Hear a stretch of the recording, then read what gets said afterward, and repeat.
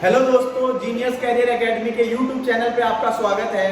मैं आपको आज रीजनिंग का एक बहुत ही बेहतरीन चैप्टर डाइस के बारे में बताऊंगा, जो हर एग्जाम में इसके एक क्वेश्चन आते हैं, जिसको करने से आपका एक नंबर श्योर पक्का होता है। दो प्रकार के होते हैं, साधारण पासा, मानक पासा।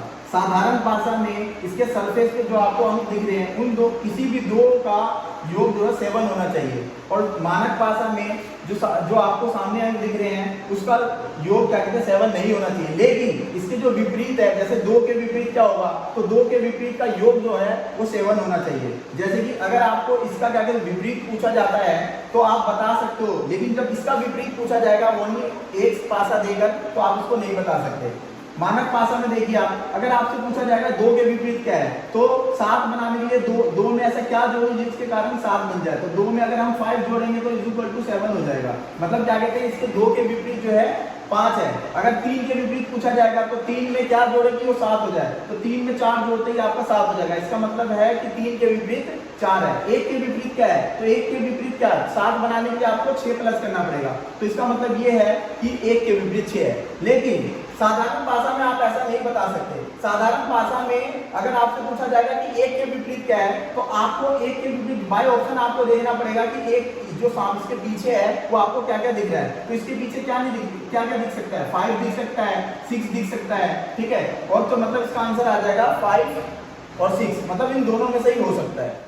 क्वेश्चन है, नीचे दिए गए पासे के 6 के विपरीत ज्ञात कीजिए। मतलब 6 के विपरीत पूछा गया आपसे, तो इसको करने का एक लॉजिक है, आपको इन दोनों में देखना पड़ेगा कि कौन सा कॉमन है। आप यहाँ पे देख रहे हो कि 5 कॉमन है, 5 कॉमन, इसमें भी 5 है, इसमें भी 5 है, तो आपको इसमें क्या करना है, 5 से क्लॉकवाइज घुमा देना है, 5 से क्लॉकवाइज घुमा देना है। तो कैसे करेंगे हम, तो आपको यहाँ पे लिखना पड़ेगा 5 3 2, यहाँ पे लिखना पड़ेगा 5, यहाँ पे लिखना पड़ेगा 5 1 4। तो इसका मतलब ये है कि 3 के विपरीत 1 है, 2 के विपरीत 4 है, और ये 5 2 बार आ रहा है। पूरे पासे में जो होते हैं 6 डिजिट होते हैं, तो 6 में से एक 5 को आपको हटा के 6 लिख देना है। तो 5 के विपरीत 6 है, 6 के विपरीत 5 है, 1 के विपरीत 3 है, 3 के विपरीत 1 है, 2 के विपरीत 4 है, 4 के विपरीत 2 है। तो आपसे क्या पूछा गया था, नीचे दिए गए पासे में 6 के विपरीत ज्ञात कीजिए, तो 6 के विपरीत क्या है, 5 है, तो इसका आंसर आपका आ जाएगा 5। आपका नेक्स्ट क्वेश्चन है, नीचे दिए गए पासे के 5 के विपरीत ज्ञात कीजिए।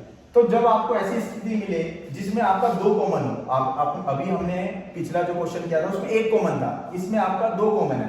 2 कॉमन का मतलब देखो, आप देखेंगे 1 तो 1 से 1 को आपको काट दो, 3 से 3 को काट दो, तो आपका बचा क्या, 5 के विपरीत 4, तो लिख दो यहाँ पे 5 के अपोजिट है 4।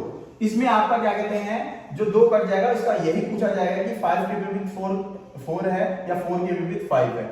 तो आपने क्या पूछा था इसमें, 5 के विपरीत बताइए, तो 5 के विपरीत क्या आएगा 4। नेक्स्ट क्वेश्चन इसमें दिया गया है, नीचे दिए गए पासे के 1 के विपरीत ज्ञात कीजिए। मतलब आपको तीन डाइस दी गई है, 3 में से आपको बताना है कि 1 के विपरीत क्या है। तो कैसे करेंगे, आइए करते हैं।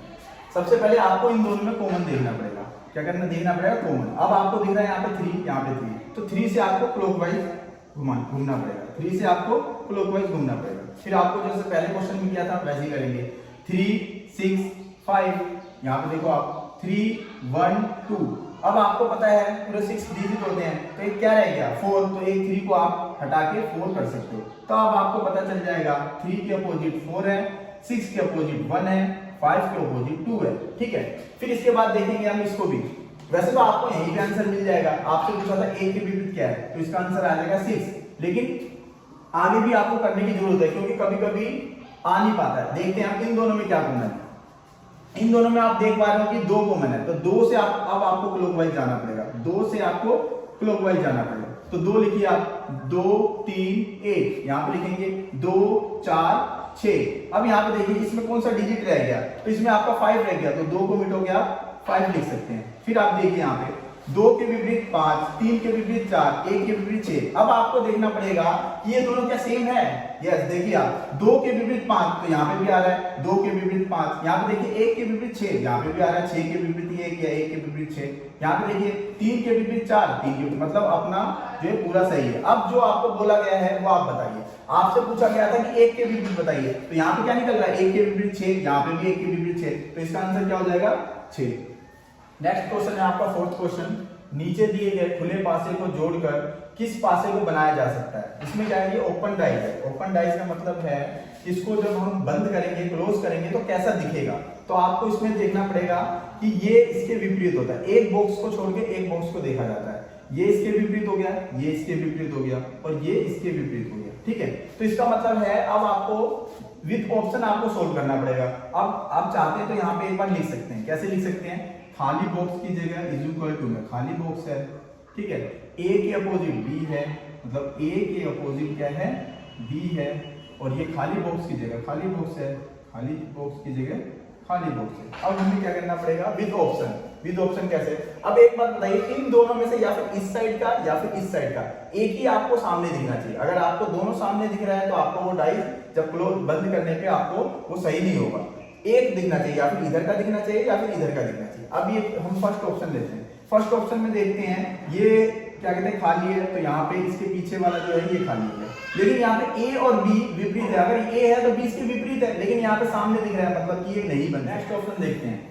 इसमें आप देखिए ये खाली स्थान है, तो खाली स्थान के पीछे खाली स्थान ये दिख गया, इसके पीछे जो है वो भी खाली स्थान, लेकिन यहाँ पे भी आपको दोनों एक साथ दिख गए। जब भी जिस क्लोज डाइस में आपको दोनों एक साथ दिख जाए तो वो एकदम गलत है। तो ए के विपरीत तो बी होना चाहिए, मतलब पीछे होना चाहिए, लेकिन यहाँ पे सामने दिख गया, ये भी गलत है। नेक्स्ट ऑप्शन लेते हैं।